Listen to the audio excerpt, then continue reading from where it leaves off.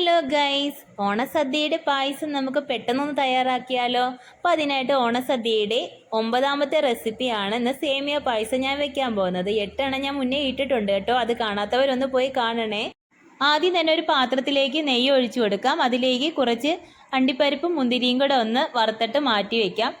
അതേ നെയ്യിൽ തന്നെ നമ്മുടെ സേമിയ ഇട്ടിട്ട് നല്ലതുപോലെ ഒന്ന് വറുക്കണം. നല്ല മൂത്ത് നല്ല കളറൊക്കെ ആയി വരുമ്പോഴത്തേക്കും അതിലേക്ക് നമുക്ക് കുറച്ച് പാല് ഒഴിച്ചു കൊടുക്കാം.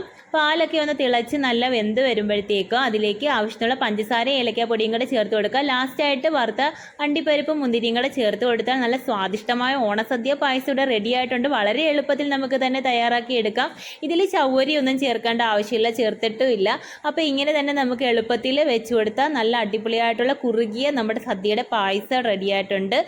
അപ്പോൾ ഈ ഓണത്തിന് എല്ലാവരും ട്രൈ ചെയ്യുമല്ലോ. വീഡിയോ ഇഷ്ടമായെങ്കിൽ ഒന്ന് കൂട്ടാക്കണേ. അപ്പോൾ ഇനി നാളെ കാണാം. ടാറ്റ.